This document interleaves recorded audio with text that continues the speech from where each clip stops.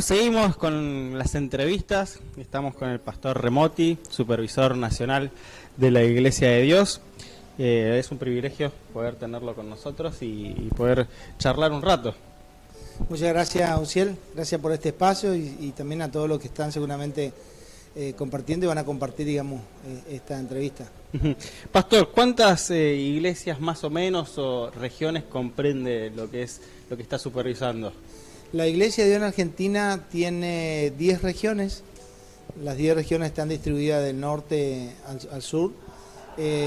Y contamos en este momento con una membresía de un poco más de 40.000 miembros. Y bueno, esta región, por ejemplo, tiene 180 miembros. En el país tenemos 800 congregaciones, 800 puntos de predicaciones. 600, casi 700 iglesias ya formadas, y las otras son iglesias que tienen quizá una membresía de 20, 25 personas, son contadas como iglesias, pero están en una fase 2, el resto son ya iglesias en fase 3. Fase 3 significaría que son iglesias constituidas, un pastor, con un lugar donde funcionar, en fin. Genial. ¿Cómo fueron sus comienzos con el pastorado, en el ministerio? Bueno, yo conocí al Señor a los 19 años, me estaba preparando para entrar a la policía, bueno, de ahí el Señor me llamó, y a los 21 años fue mi primera experiencia pastoral. Pastoreé en una iglesia en el campo, una iglesia de gringos, está mal dicho gringos, pero una iglesia que era una comunidad, digamos, búlgaros, ucranianos. De hecho, el único morochito era yo.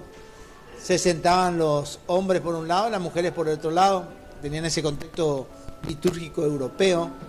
Y bueno, fue mi primera experiencia pastoral, estuve 2 años ahí, fue mi prueba de fuego, pero fue una experiencia muy linda. En ese lugar, siempre digo, ¿no?, que uno siente el llamado, se forma, se capacita, pero recién cuando uno está donde Dios te quiere, uno termina de comprobar que sí, Dios te llamó. Y ese fue el lugar donde Dios me dio a mí la seguridad de que sí, que Él me había llamado. Genial. Y actualmente está en el cargo hace 2 años.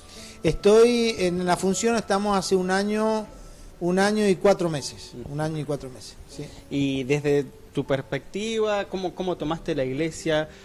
¿Cómo viste las debilidades y las fortalezas, ¿no?, de lo que es la iglesia de Dios? ¿Qué es lo que puedes encontrar? Bueno, muy buena tu pregunta, Uciel. Es una pregunta muy pertinente, difícil de responderla en manera acotada. Pero una cosa es la iglesia que la vemos, por ejemplo, en una actividad, y otra cosa es la iglesia del día a día, ¿no? Creo que la iglesia de Dios tiene un futuro tremendo, tremendo. Vengo de decirlo esto en la asamblea de los pastores. Creo que la iglesia de Dios tiene 2 valores que son los valores más importantes que tiene la iglesia de Dios hoy, ¿no? Aparte de Dios y su palabra, que son las generaciones de los que nos precedieron y las nuevas generaciones, la generación emergente. Entonces yo miro a la iglesia de Dios de esta manera. En el día de hoy, siendo yo el supervisor nacional, cuento con 2 brazos fuertes: la de la historia, la de la experiencia, la de la trayectoria, la de los que caminaron los primeros años del nacimiento de nuestra iglesia aquí en Argentina, pero también cuento con un brazo muy fuerte, que son las nuevas generaciones. Ustedes, los niños, que están creciendo en un contexto y que nos van a ayudar a llevar a la iglesia de Dios a otro nivel, pero nunca separados. ¿Sí? Creo yo que uno de los desafíos más grandes que tenemos en la iglesia de Dios es achicar las brechas generacionales y lograr empoderar a estas nuevas generaciones con todos sus matices y con todas sus habilidades y sus dones, que a veces no estaban dentro de la lista de los nuestros. Nos podamos unir junto a la experiencia, a la historia y al peso que tiene nuestra iglesia, para hacer de nuestra iglesia en el país una iglesia pujante, evangelística, misionera y relevante. Bueno, hablabas quizás un poco de historia, un poco de actualidad, y bueno, evidentemente la sociedad, la cultura ha cambiado a lo que es la historia, a lo que es la actualidad, ¿no? Y vemos quizás que el rol de la mujer fue tomando protagonismo, ya sea en gerencias, en empresas, mismo presidentas. ¿Por qué crees que es tan difícil que la mujer pueda ocupar un cargo de supervisión nacional, un cargo en lo que es el Consejo Nacional? ¿Por qué crees que todavía como que a la Iglesia le cuesta esa parte? Bueno, seguir con preguntas muy buenas, ¿no? Bueno, yo creo que si hablamos desde la concepción bíblica, Uziel, Jesús dijo, o en el Nuevo Testamento el apóstol Pablo dice que en Cristo, en Él, significa que fuera de Él hay una forma de hacer las cosas, hay una manera de ver las cosas. Él dijo, en Cristo no hay hombre ni mujer, siervo ni esclavo, escita ni libre. En Él somos todos una nueva criatura. Significa que para el Señor y en la vida cristiana no debería haber estas diferencias. Ahora, históricamente la Iglesia cometió muchos errores, sobre todo errores de interpretación. Hay en la Biblia textos que son muy fuertes y aparentemente parecen textos muy machistas, muy violentos, pero claro, las traducciones tienen sus limitaciones y también cuando más nueva es la traducción, más lejos está y más distante del contexto en el que se dijo. Pero el evangelio que Jesús nos dejó es un evangelio que dignificó a la mujer. Tan fuerte fue la postura de Jesús con la mujer, en el sentido de no ponerla sobre el hombre, sino de devolverle la dignidad que un pecado histórico le quiso limitar a la mujer que ocupa su lugar, que las mujeres más importantes o más trascendentales en la historia del cristianismo estuvieron cerca de él, sostuvieron su ministerio. En la historia de la samaritana, por ejemplo, una mujer degradada, resistida, termina siendo la evangelista del pueblo, y todo el pueblo se convierte por una mujer. Ahora, está la realidad institucional. Por supuesto que nuestra institución tiene algunos estratos que debemos superar, como por ejemplo, como las decisiones que van cambiando en nuestro gobierno de disciplina vienen de Estados Unidos. En aquel lugar es el contexto más difícil de cambiar. En Estados Unidos la mentalidad es un poco más cerrada. Sin embargo, acá en Argentina, por ejemplo, nosotros ya tenemos pastoras, tenemos supervisoras de distrito, que son mujeres, en el Consejo Regional, oradoras que son invitadas en convenciones. Es más, en la Asamblea Mundial de la Iglesia de Dios hemos tenido varias mujeres que han predicado. La iglesia más grande de Dios en Centroamérica, una de las iglesias más grandes de Dios, es comandada y liderada por una pastora, que tiene universidad, tiene escuela, tiene jardín. Entonces creo que es un tema que se va superando cada vez más. Bueno, nosotros intentamos que la pastoral pueda estar presente en esos lugares como en Estados Unidos para que tengamos mayor presencia para cambiar esas limitaciones, porque hoy, por ejemplo, no pueden llegar al tercer credencial, al tercer nivel. Pues es una realidad que la estamos viendo muchos, sobre todo en Latinoamérica, y la queremos cambiar, y creo yo que con la ayuda del Señor dentro de muy poco eso va a cambiar también. ¿Lo ves favorable el camino como para que le pueda rendir la tercera credencial? Totalmente. Uziel, para darte un ejemplo bíblico, el Evangelio primero fue predicado para los judíos, pero a Pedro le visitan unos gentiles, y él, con todo el temor y los prejuicios religiosos que tenía, va a la casa de Cornelio, y mientras está predicando, desciende el Espíritu Santo y lo bautiza a todos. Cuando Pedro va a presentar eso a la iglesia, le dice, si el Espíritu Santo, si Dios los bautizó a ellos siendo gentiles, entonces, ¿cómo le vamos a poner impedimento nosotros y le vamos a poner trabas? Bueno, entonces mi respuesta sería, si tenemos mujeres a las que Dios le usa tremendamente y que han dado fe y evidencia de su talento, sus capacidades, ¿por qué nosotros vamos a poner una traba, un impedimento? Yo creo que no va a pasar mucho tiempo que esa realidad también se va a cambiar en la Iglesia de Dios. Bueno, hablábamos un poco de que sin dudas nuestro contexto, nuestra sociedad fue cambiando, y quizás lo que antes permanecía oculto, hoy quizás se puede como charlar, se puede hablar, se puede denunciar también. ¿Cómo es el manejo desde tu lugar, desde la supervisión nacional, el hecho de tratar con un abuso sexual, ya sea por ministros o por líderes de la iglesia? ¿Cómo se maneja la supervisión en ese momento? Bueno, es un tema muy delicado, sobre todo si hablamos de abuso infantil. Yo creo que hay cuestiones, o por así decirlo, hay pecados que unos los maneja de una manera y hay otras que se requiere otro tipo de manejo. La Iglesia de Dios, como el cristianismo en general, hoy cuenta con la bendición de tener personas muy preparadas, psicólogos, profesionales, abogados, personas que están en la fuerza de seguridad. Y hoy el caso, por ejemplo, de un abuso sexual infantil, lo primero que hay que hacer es tomar en serio. Si es el niño el que lo confiesa, si es la familia la que lo denuncia, estamos hablando dentro del seno de la iglesia, ¿no? Esos temas no son temas para ponerlo en la mesa y decir, bueno, después lo charlamos, no. Esos son temas que hay que tratarlo inmediatamente. Estamos hablando de un niño. Estamos hablando, si es el niño que confiesa, lo primero hay que creerle. Inmediatamente hay que accionar una serie de pasos como cercar a ese niño, distanciarlo del abusador, si es en el contexto de su hogar, si es en el contexto, lamentablemente, tengo que decirlo, de la iglesia que ha sucedido, si es el pastor el que cometió ese pecado, bueno, ahí entra inmediatamente en acción, o debería entrar inmediatamente en acción, todo el orden jerárquico que tiene la iglesia de Dios, el supervisor de distrito, el supervisor regional y quien le habla. Y el pastor tiene que ser retirado inmediatamente de ese lugar. Y después, obviamente, buscar la manera, no solo de brindar una asistencia espiritual a ese niño, porque ahí no termina todo. Necesitamos profesionales, psicólogos, psicopedagogos, las personas que puedan intervenir profesionalmente para asistir a ese niño.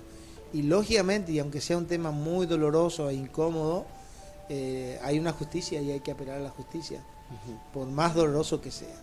De hecho, han sucedido de estos casos muy tristes, pero hay que hacerlo, no se le puede dejar a la víctima aislada, ¿no?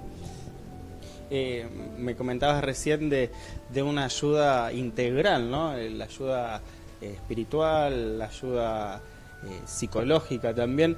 ¿Y por qué crees que por tanto tiempo, no la iglesia de Dios en sí, la comunidad de la iglesia, se tornó como distante a la ciencia de la psicología, ¿no? El psicólogo por un lado y la iglesia por el otro. ¿Por qué crees que fue pasando eso y por qué crees que ahora quizás se fueron uniendo, ¿no? Y se utiliza como una herramienta. Sí. Bueno, yo creo que un problema grave que tuvo el cristianismo, fue esa, ¿cómo se dice? Esa dicotomía de lo secular y lo espiritual. Que lo hemos enfatizado demasiado. Entonces, por ejemplo, hemos tenido cristianos bipolares, eran buenos creyentes en el templo y eran personas totalmente desastrosas fuera. Entonces acá adentro eran santos, pero después iban y violaban a sus hijos o hacían muchas cosas. La iglesia fue madurando y entendiendo que la vida espiritual es espiritual donde estés. Jugás al fútbol, mientras estás haciendo tu trabajo, en el espacio donde te encuentres. Entonces también la iglesia ha ido superando esto de ser solo pastorcéntrico. Venimos de una historia, una trayectoria pastoral donde todo pasaba por el pastor. Si el pastor no te habilitaba que compre la batería, no había batería. Es decir, al pastor no le gustaba, por ejemplo, tal instrumento y olvídate de ese instrumento. Todo pasaba por él. Pero en el tiempo donde nadie funciona y tiene éxito sin equipos de trabajo, este tema de la interdisciplinaridad, no sé si se dice así, pero los grupos interdisciplinarios hoy son esenciales en todos los rubros, en cualquier empresa, en cualquier institución y mucho más en la iglesia. Entonces, yo creo que eso de creer que esto es secular, bueno, la psicología secular no me puede ayudar. Pero también habla un poco de un grado de comprensión incompleta, porque qué sé yo voy al dentista y quizás no es cristiano evangélico, pero me voy y me tiene que pues no me voy a hacer atender con el líder de dama, por ejemplo, o el líder de caballero. No quiero, yo quiero un dentista. Bueno, la psicología ha avanzado. Por supuesto que quien la profesionalice le va a dar un aspecto y un sentido diferente, pero no tengo duda, Uciel, que estamos en un tiempo donde si aprendemos a trabajar con varias disciplinas que nos ayuden, la iglesia puede hacer una diferencia extraordinaria en nuestro país.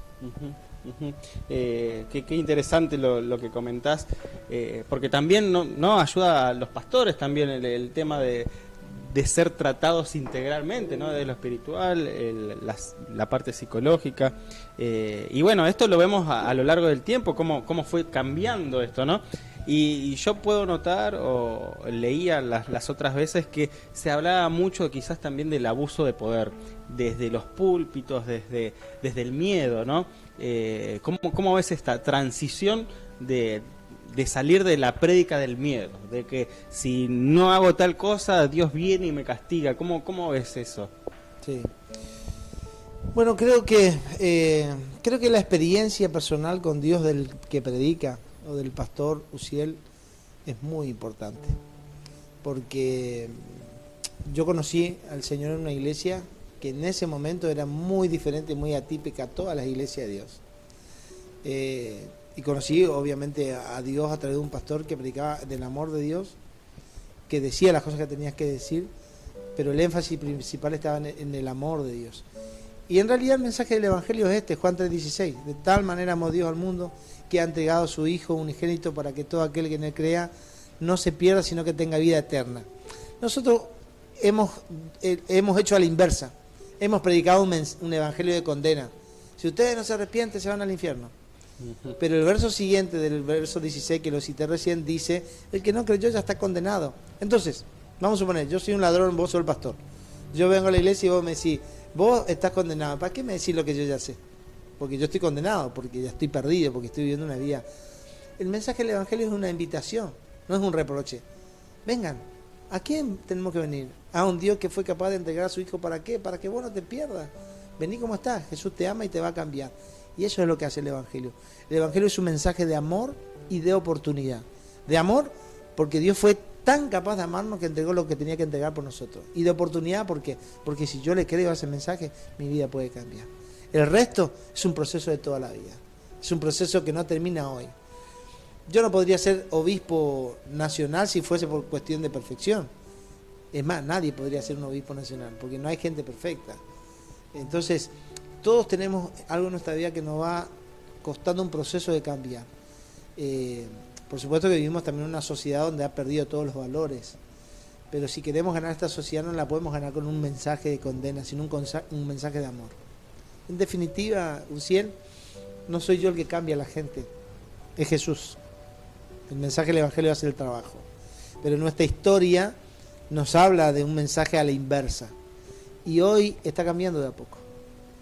Hoy deja de ser violento, porque, a ver, Dios puede manifestarse, no necesariamente si yo digo como Juan el Bautista, generación de vibra, eso lo podía decir antes, Juan el Bautista, pero si yo lo digo hoy, se me van toda la gente, que yo necesito que escuchen del amor de Cristo. No estamos hablando de relegar el mensaje, estamos hablando de decir que la gente necesita a un Dios de amor, a un Dios que lo comprenda, a un Dios que se meta en la realidad de ellos. Y tan así es el Evangelio, que Dios tuvo que venir a la misma miseria del hombre, a vivir la miseria de la humanidad, a vivir en el dolor del hombre, para cambiarnos. Y por eso el escritor a Hebreos dice, no tenemos un sumo sacerdote que no se pueda compadecer de nosotros. ¿Por qué se compadece? Porque vivió nuestra naturaleza. Así que el mensaje de Cristo es ese, no a la inversa. Sé que estás a cargo de muchas iglesias, bueno, recién lo comentabas, y sin dudas la cuestión social fue generando diferentes pensamientos dentro de la iglesia también, y se hablaba mucho sobre lo que es el aborto, ¿no? ¿Y cuál es la posición de la iglesia frente a esta temática? Bueno, nosotros creemos en la vida. No podemos tener otra postura porque creemos que Dios es el Dios de la vida. Dios es el Dios de la vida. Y entendemos que la vida comienza en la concepción. Por supuesto que hay cuestiones técnicas y biológicas para discutirlas, contextos y realidades. Pero nosotros apostamos a la vida. Apostamos a tratar de contener a las personas que están luchando con ese dolor, con esa disyuntiva si aborto o no aborto. La iglesia tiene que estar ahí para brindar una contención, no para decidir por una... Yo, por ejemplo, como pastor no puedo decir que alguien no aborte. ¿Cuál es mi función? Mi función es estar al lado y decirle, mirá, hay otra forma de hacer esto. Claro. Hay otras cosas que puedes hacer. En definitiva, es la persona la que tiene que tomar la decisión. Lo que sí a mí me gustaría que nosotros como iglesia podamos brindarle un extra de información a las personas que están viviendo ese momento. Porque hoy, con todo este mensaje que se predica y se habla de que abortar el cuerpo es tuyo, nadie le dice a las personas lo que viven después del aborto. Y como pastores sabemos muy bien que mucha gente que practicó el aborto tuvieron que enfrentar una perturbación y una culpa que les acompañó toda la vida. Esa voz inconsciente de saber que Vos tuviste la oportunidad de brindarle la oportunidad que crezca esa vida, pero vos la cortaste.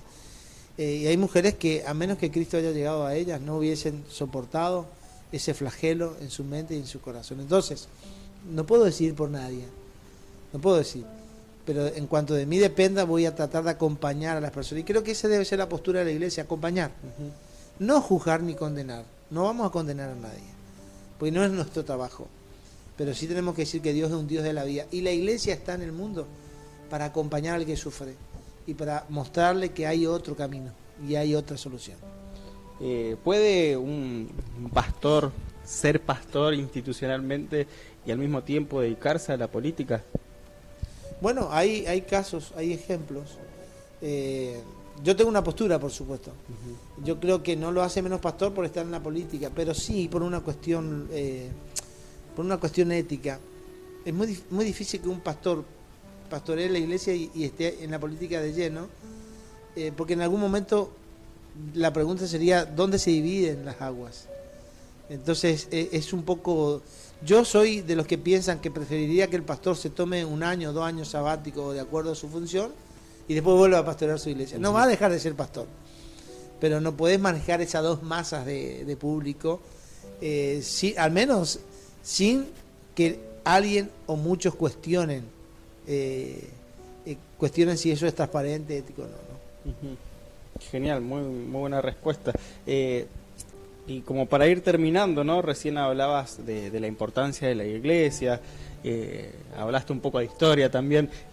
¿Crees que la iglesia actual, la que estamos viviendo, es la iglesia que Jesús pensó? En primer lugar, sí, porque cuando en el capítulo 17 de Juan, él está orando en sus últimas horas, se dedicó a orar y oró para que el Señor la guarde a sus discípulos, para que los libre del mal, para que sean santificados, y luego dice para que el mundo crea, y también por los que van a creer por la palabra de ellos. Entonces, vos y yo hemos creído por la palabra de los discípulos. Jesús oró por nosotros. Entonces, en primer lugar, creo que sí, somos la iglesia que el Señor quiere. Todos los pecadores del mundo, de toda la historia, somos la iglesia que el Señor quiere. Ahora, si estamos como Él quiere es otra cosa. Y en ese sentido creo que el Señor sigue creyendo que la iglesia puede mejorar. Estamos mejorando, podemos mejorar y vamos a mejorar. Lamentablemente, Uciel, en algunos aspectos la iglesia va un paso detrás en el progreso de algunos aspectos de la humanidad. Por ejemplo, la iglesia ha resistido la tecnología por mucho tiempo. Y hoy no podemos vivir sin la tecnología, nos hemos retrasado un poco. Pero la gente que tenemos en la iglesia como ustedes hoy vuela. Yo le digo a mi esposa, vienen con un chip de 6, de 7, de 10 gigabytes. Mi hija más pequeña, por ejemplo, tiene una capacidad increíble. Entonces, lo que la iglesia necesita es prisa, es rapidez. Necesitamos hacer cambios rápidos, porque hay algunos cambios que cuando lo hagamos ya van a ser obsoletos y vamos a responder ya lo que ya nadie va a estar preguntando. Entonces, en ese sentido, creo que sí, la iglesia tiene mucho por mejorar todavía. Qué bueno. Para terminar, y teniendo en cuenta el tiempo que te queda aún en la supervisión, ¿cuáles son tus expectativas para este tiempo que se aproxima en la Iglesia de Dios? Bueno, tengo varias. Por supuesto que, como soy un predicador pentecostal, quiero ver una iglesia en avivamiento, con una experiencia genuina y poderosa en el Espíritu Santo. Porque el Espíritu Santo activa los dones, porque Él nos acompaña y nos guía en todo. La Iglesia de Dios en Argentina en este momento necesita elevar esa pentecostalidad.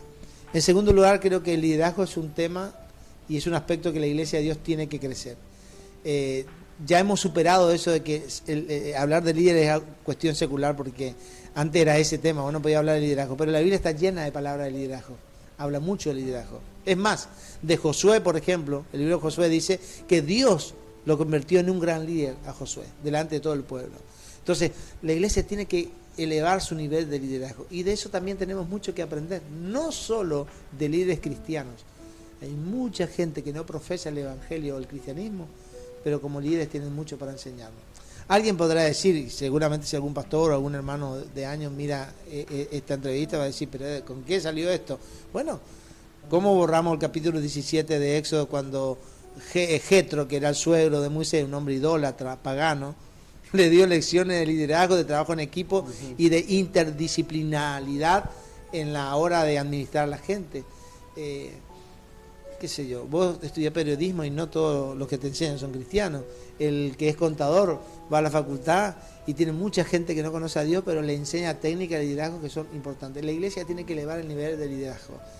En tercer lugar, ya lo dije, nuestras nuevas generaciones es el mayor tesoro que tenemos hoy. Pero ya no solo mirar a los jóvenes, porque estamos llegando un poco tarde. Yo escribí en la tesis de mi doctorado y en el libro ¿Por qué se nos van los jóvenes? Nosotros hemos perdido generaciones importantes en la Iglesia de Dios. Una generación la hemos perdido. Pero con los niños y los adolescentes no podemos vivir el mismo error. Necesitamos apuntar en ellos, incentivar, invertir en ellos. Y en cuarto lugar, creo que empoderar al liderazgo. Empoderar. Es una palabra ya muy hablada, pero a veces se habla mucho, pero se practica poco. Creo que hay que darle la libertad a la gente que vaya ocupando su lugar. La iglesia tiene mucho, y creo y anhelo y espero en mi corazón que así suceda. Mira, justo me hiciste pensar en lo siguiente.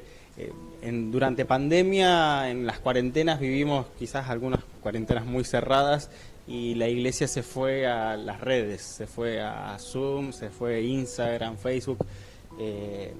¿Crees que la iglesia va a ir mutando también a lo largo del tiempo? Vemos los procesos históricos, que la iglesia comienzan siendo perseguidos, que los seguían, y ahí comienzan a juntarse los grupos de personas. Después vemos grandes iglesias, grandes catedrales. Después, bueno, más contemporáneamente vemos este tipo de iglesia. ¿Vos pensás que la iglesia, así como la conocemos ahora, dentro de 80 años, quizás tu hija viva una iglesia 100% redes sociales, 100% Instagram, TikTok o algo así por el... Quizás no si tu hija, pero tu nieta, tu nieto llegue a compartir ese tipo de iglesia? ¿Cómo ves ese proceso? Sí, bueno, a mí me gusta pensar, Uciel, en lo siguiente. ¿Viste que a veces nosotros decimos la iglesia tiene que estar en la calle? Bueno, yo digo, está bien, pero en realidad la iglesia está en la calle. El policía que está cuidando el tránsito o atendiendo una circunstancia, un siniestro, es la iglesia. Si conoce a Cristo, es la iglesia, está en la calle. Los médicos que son cristianos están en la calle haciendo su trabajo. Los que barren, los jóvenes que van a la universidad están donde tienen que estar. La calle es el mundo. La calle es el mundo, es estar donde hay que estar. Pasa que nosotros mezclamos todo, mezclamos la parte litúrgica de la iglesia, que es un espacio litúrgico. La Biblia, cuando va a hablar de culto, usa dos expresiones. Habla de la parte litúrgica y habla de la esencia de la iglesia. Vos estás con tu esposa solo en tu casa y ahí está la iglesia. Y venía a la iglesia, al templo, y ya venía con una manera más formal porque estamos en un espacio litúrgico. Pero la iglesia, en realidad la iglesia del Señor tiene que estar en todo lugar. En la cárcel, en la calle, donde haya necesidad, y también en el templo adorando al Señor. Ahora, yo espero y quiero ver una iglesia que supere estas dificultades, porque por supuesto que las redes sociales han venido a mostrar que la iglesia puede agilizar más el proceso de que el mundo conozca al Señor. No hay límites. Esto puede recorrer y puede llegar al extremo más lejano del mundo. Pero si esta generación comete el mismo error de la generación anterior, porque antes decía, no, si no es el templo y no es el domingo, y si no es con corbata y saco, están todos fritos. Ahora vos imaginate que esta generación diga, no, si no están en Instagram y si no están en las redes sociales, no hay iglesia. Esta generación tiene que aprender de los errores de antes. ¿Se entiende lo que digo, no? Entonces lo que quiero decir es, la iglesia que esté donde tenga que estar. Y yo sueño con que tengamos una iglesia en línea increíblemente grande, y ahí los pastores van a tener que ser ustedes, porque a muchos se nos va a terminar el carril para eso. Cuando aparezca el metaverso, por ejemplo, cuando esté activo, y vos olvidate, yo puedo estudiar y aprender, pero aunque yo lo haga, sé que mis hijas tienen la capacidad para estar en ese nivel de humanidad que vamos a vivir. Pero la iglesia tiene que estar donde está. Quizás dentro de 10 años tengamos que estar en las catacumbas como antes, huyendo y siguiendo y seguir llevando el evangelio. Pero la iglesia va a estar donde haya una oportunidad. Si mañana se inventa cualquier otra tecnología y esa tecnología me permite a mí llegar al que está perdido, yo la voy a usar. En Chile tenemos pastores que eran motoqueros, son motoqueros. Entonces, en cuanto a la liturgia, no tengamos temor, porque este supervisor, por ejemplo, predica y el púlpito es una moto. Pero hay gente que no va a llegar al Señor sino es por alguien con quien ellos se identifiquen. Entonces la iglesia tiene que ser diversa en eso. Y de hecho la Biblia habla de la multiforme gracia de Dios. ¿Qué significa? El original es multicolor. El evangelio es uno solo, el mensaje no cambia. Pero la manera en que yo llevo el evangelio puede tener 1001 maneras de llevarlas. Quizás la parte más tradicional, ¿no?, de la iglesia, un poco como que pelea con esto. Sí. ¿Es hacer entender o simplemente, bueno, sigamos adelante? Sí. Hay que acompañarlo, Uciel, ¿viste? Es como en la vida, por ejemplo, tu papá te tuvo paciencia a vos y fuiste creciendo, me refiero cuando era chiquitito, ¿no? Como yo con mi nena, y te fue teniendo paciencia y vos querías saltar y comer chocolate y gritar y bueno, fuiste creciendo, te fuiste formando. En el inclinar de la vida de tu papá como en el mío, ahora nuestros hijos nos van a tener que tener paciencia. Y ya son ellos los que nos van a agarrar de la mano, si llegamos a ser viejitos, ¿no? Nos van a llevar de la mano, el rollo nos puede molestar. Entonces, yo creo que hay que acompañarle a la generación más grande a entender este contexto en el que estamos viviendo y siempre tener algo para darles a ellos. Siempre tener algo para darle a ellos. Pero de que la iglesia va a cambiar en muchos sentidos, eso va a cambiar. Eso no dudemos que va a ser así. Estamos en un proceso y en un continuo cambio. Pero hay que amarlos y hay que entenderlos, porque la iglesia de Dios no es una generación, la iglesia de Dios es todas las generaciones juntas adorando al Señor. Hago las últimas dos. ¿Qué le dirías al pequeño José Luis Remotti a los 11, 12 años? Desde tu perspectiva, hoy siendo más grande, ¿qué le dirías a ese niño, a ese adolescente? Bueno, yo no conocía al Señor a los 11 años, así que lo primero que le diría es que hay alguien que puede ayudarle, hay alguien que puede sanar su corazón, su herida, y que puede salvar su futuro. Le diría que tome decisiones inteligentes porque hay un futuro extraordinario para él. Eso le diría. Y la última, recién hablábamos con Alejandro Barúa y le hice la pregunta de rigor. ¿De qué club? Por supuesto. ¿De qué club sos? River. Ahí Club está. Atlético Ahora sí. River Plate. Ahora sí. No hay discusión. Con razón nos entendíamos tanto. No, porque recién me dijo que no, que era de la vereda opuesta. Bueno, Pastor, muchas gracias. La verdad que un privilegio poder contar con usted y bueno, tenemos que seguir adelante. Gracias por la entrevista, gracias por este tiempo. Amén. Bueno, gracias, Uciel, a todos ustedes. Y como dice la letra de un tango, siempre para adelante, para atrás ni para tomar impulso. Ahí está. Chau, chau. Bueno, gracias a todos los que estuvieron del otro lado y vamos a seguir con las entrevistas. Nos vemos más tarde. Chau.